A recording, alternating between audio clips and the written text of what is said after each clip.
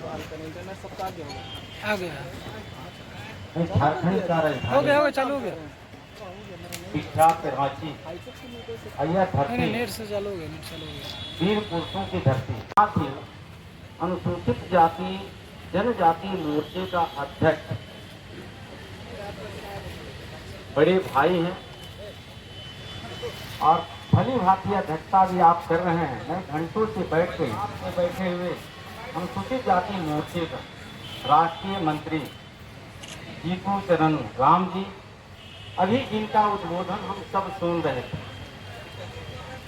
झारखंड सरकार के पूर्व मंत्री वर्तमान विधायक माननीय श्री चिट्ठी सिंह जी और मंच पर बैठे सभी अनुसूचित जाति मोर्चे का प्रदेश के कि आप लोगों ने समय सीमा 2 बजे रखा था और समय सीमा पार कर चुका है, तो समय सीमा पर भी ध्यान रखना चाहिए। और एक एक करके वक्ता को बात मैंने सुना भी, और सामने खड़े कई ऐसे पत्रकार बंधु यहाँ प्रिंट मीडिया इलेक्ट्रॉनिक मीडिया सुरक्षा में लगे सभी सुरक्षा कर्मी, हम आपको भी धन्यवाद आभार प्रकट करना चाहते हैं। और आप ही के पड़ोस एक बिहार राज्य है जहाँ से मैं चल करके आपके बीच में जो अनुसूचित जाति मोर्चे का निर्देश हुआ कि झारखंड प्रदेश का अनुसूचित जाति मोर्चे का 1 दिवसीय धरना का प्रोग्राम रखा गया है। उस कार्यक्रम में आपको जाना सुनिश्चित है। यहाँ के स्थानीय प्रदेश अध्यक्ष जी से हमारी बात हुई, मैंने समय निर्धारित किया, कार्यक्रम को निहित ही मैं आपके बीच में उपस्थित हूँ। और ये विषय आप जानते हैं कि देश में विरोधी दल का नेता संसद भवन में श्री राहुल गांधी जी के बारे में देश भी जानता है, प्रदेश भी जानता है। मुझे लगता है कि जो बचपना हरकत करता है उसको जल्दी लोग समझ जाते हैं। तो मुझे लगता है कि बिहार के और देश के झारखंड के सभी लोग ये जान चुके हैं, जो बखूबी हम सबके नेता और सिप्पी बाबू बिहार में हमारे और सिप्पी बाबू आपने बखूबी बताने का काम किया। मैं उधर जाना नहीं चाहता हूँ।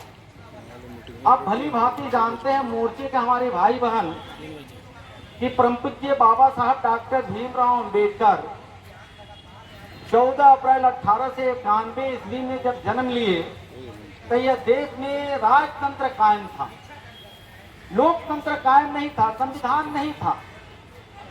और राजतंत्र की हम व्याख्या नहीं कर सकते हैं, लेकिन आज भी राजतंत्र बाबा साहब अंबेडकर का दिया हुआ संविधान के बदौलत समाप्त हो गया। राजतंत्र अब दिखने को नहीं। लेकिन साथियों, मैं आपके माध्यम से बताना चाहता हूं, हम कभी कभी भूल जाते हैं लोकतांत्रिक तरीके से जो देश प्रदेश चल रहा है, लोकतांत्रिक तरीके के ना आज भी देश और प्रदेश में राजतंत्र कायम है। इसी झारखंड प्रदेश में आप देखे होंगे जिन महापुरुषों को हमने नाम लिया, सिद्धू कान्हू जी, बिरसा मुंडा जी, तिलका मांझी जी, उधम सिंह जी, भगत सिंह जी, सुभाष चंद्र बोस जी, महात्मा गांधी जी, उधम सिंह जी, तमाम महापुरुषों ने अंग्रेजों को गोली खाया, तोप के सामने अपने सीने को लगाया कि आजाद भारत होगा तो सबको रहने का छत मिलेगा, सबको खाने का अन्न मिलेगा, सबको पहनने का कपड़ा मिलेगा, सबको धन धरती का हिस्सा मिलेगा। और एक झारखंड का नेता बार बार अपने मुखारबिंद से कहते हैं कि जल, जंगल और जमीन। मैं फिर वही राजतंत्र की तरफ आपको इशारा करना चाहता हूँ। याद कीजिए उन महापुरुषों को कि अंग्रेजों से, मुगलों से लड़ करके लोकतांत्रिक तरीके को बहाल करने के लिए परम पूज्य बाबा साहब डॉक्टर B.R. अम्बेडकर का संविधान आज कायम है। लेकिन शिबू सोरेन जी के बाद से हेमंत सोरेन जी आ जाते हैं, हेमंत सोरेन जी के बाद से कल्पना सोरेन जी आ जाएंगी, कल्पना सोरेन जी के बाद से अब कौन सोरेन आएगा आपको स्वयं जानकारी होना चाहिए। बगल में आपका बंगाल है, बंगाल में ममता बनर्जी हैं, अभिषेक बनर्जी हैं, अब उनके बाद से कौन आएगा देश जानना चाहता है। मैं अन्य राज्यों को बात नहीं करना चाहता हूँ, मैं झारखंड में खड़ा हूँ। आप स्वयं जान सकते हैं यह लोकतंत्र है या राजतंत्र है। जिन लोगों ने बाबा साहब doctor B are Ambedkar ji के दिया हुआ संविधान पे, लोकतंत्र पे मर्यादा को उल्लंघन करते हुए राजतंत्र के आज भी पालन किया जा रहा है, फिर अनुसूचित जाति जनजाति आदिवासी भाइयों को समझने के लिए और समझाने के लिए भारतीय जनता पार्टी ही ठेकेदारी ले रखती है। आपकी हालात बद से बदतर कौन किया? 60 साल एक मुश्त प्रदेश का नेता, देश का नेता, कांग्रेस के परिवार में जन्म लिए। मैं उन नेताओं को नाम लेना नहीं चाहता हूं, सारे नेताओं की नाम एक एक करके आपने गिनाया है। कोई चाचा के नाम से जाना गया, कोई गांधी जी के नाम से जाना जाए, कोई पप्पू के नाम से जाना जाता है, और उन्हीं के पिताजी राजीव गांधी जी अनुसूचित जाति जनजातियों को आरक्षण से आने वाले लोग, जाति जनजाति रिजर्वेशन से आने वाले लोग बुद्धू होता है। ईश्वर का लीला देखिए, जो अनुसूचित जाति को बुद्धू कहने वाला आप ही के घर में पप्पू को जन्म दे दिया। इस गजब का लीला प्रकृति कभी माफ नहीं करती है। ये प्रकृति का दिया हुआ आशीर्वाद है। ये तमाम राजतंत्र को खत्म करने के लिए बाबा साहब अम्बेडकर अपने जीवन के मूल्य लगा दिया, लेकिन धन्य है फिर प्रकृति ने एक ऐसे बेटा और लाल को जन्म दिया है जिसका नाम हम सब कहते हैं नरेंद्र मोदी। और नरेंद्र मोदी जी 14 से आकर के निरंतर 14 के पहले 3 बार उन्होंने गुजरात का मुख्यमंत्री पद पे रहते हुए एक पैसे का कोई आरोप प्रत्यारोप नहीं लगा सकता है, वंशवाद का आरोप नहीं लगा सकता है। और आज तीसरे बार प्रधानमंत्री की कुर्सी पर बैठ करके जिस तरह बाबा साहब अम्बेडकर का दिया हुआ संविधान के बदौलत देश के और प्रदेश के लोगों को सेवा करने का काम कर रहे हैं, इसलिए कांग्रेसियों को पेट में दर्द हो रहा है। और समय समय से संसद भवन के अंदर तो पप्पू जी बोल नहीं पाते हैं इसलिए कि सामने देश के यशस्वी प्रधानमंत्री एक गरीब का बेटा बैठा रहता है जिसका नाम है नरेंद्र मोदी। जब उनको बोलने का अवसर आता है तो बोली नहीं निकल पाता है। लेकिन भारत से जब बाहर जाते हैं, इंग्लैंड के धरती पर होते हैं, अमेरिका के धरती पर होते हैं, तो संविधान को मखौल उड़ाते हैं, रिजर्वेशन के खिलाफ बोलते हैं, आरक्षण के खिलाफ बोलते हैं। ये देश जानता है अंग्रेज के शासन काल में फूट डालो और शासन करो का जो तंत्र था, वही तंत्र के आड़ में पप्पू जी आप फिर कायम करना चाहते हैं। मैं अनुसूचित जाति जनजाति भाई, मैं आप ही के परिवार का बेटा और भाई होने के नाते जो महामहिम राजपाल महोदय के समक्ष जो पप्पू जी ने गलत बयानबाजी किया है, उसके खिलाफ हम लोग एक दिवसीय धरना प्रदर्शन करके ये संदेश देना हम लोग चाहते हैं कि ये पप्पू जी आपके गुमराह करने से भारत के किसी राज्य के अनुसूचित जाति जनजाति टूट नहीं सकता है, बहक नहीं सकता है, भीग नहीं सकता है, गुमराह हो नहीं सकता है। और ये देश के और अन्य विभिन्न राज्यों के कमजोर के करोड़ों करोड़ों अनुसूचित जाति जनजाति के भाई और बहन भी सुरक्षित है।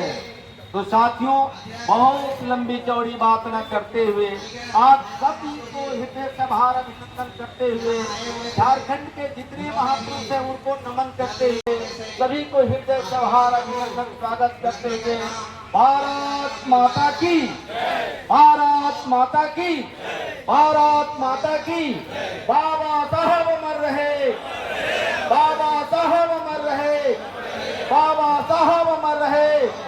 नरेंद्र मोदी जिंदाबाद, नरेंद्र मोदी जिंदाबाद, अमित भाई शाह जी जिंदाबाद, अमित भाई शाह जी जिंदाबाद। धन्यवाद।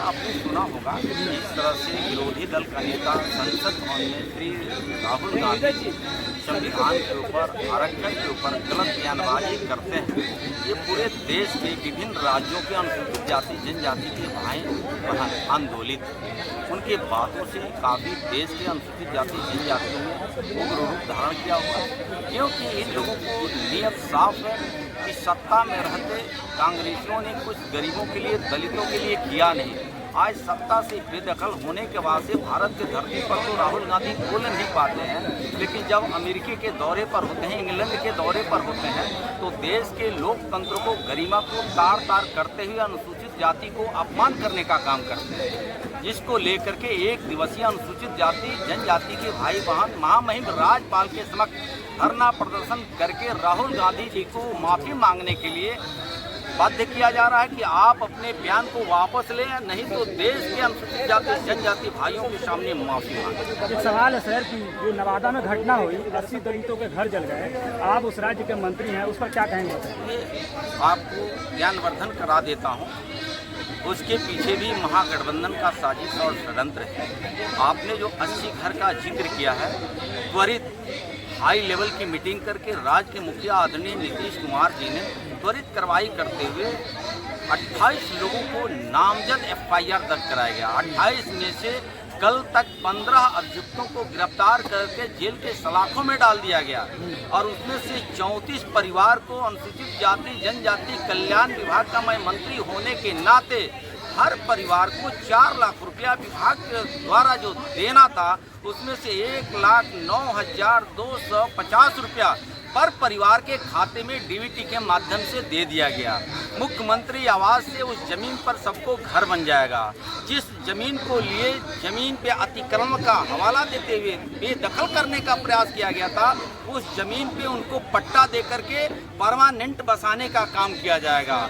तो मुझे लगता है कि उस या बिहार प्रदेश में जो भाईचारा, जो सद्भावना नीतीश कुमार जी के नेतृत्व में कायम है, उस सद्भावना को तोड़ने के लिए महागठबंधन के नेता लगे हुए हैं कि हम लोकतंत्र को तार तार करते हुए सद्भावना को तोड़ करके गुंडागर्दी, लाठी के बल पे, गोली के बल पे, बम के बल पे, जो पूर्ववर्ती सरकार उनके माता पिता 15 साल शासन किए, वो शासन करने का सपना अगर कोई देख रहा है तो बिहार में नीतीश कुमार जी NDA की सरकार रहते किसी का सपना साकार होने वाला नहीं है। धन्यवाद।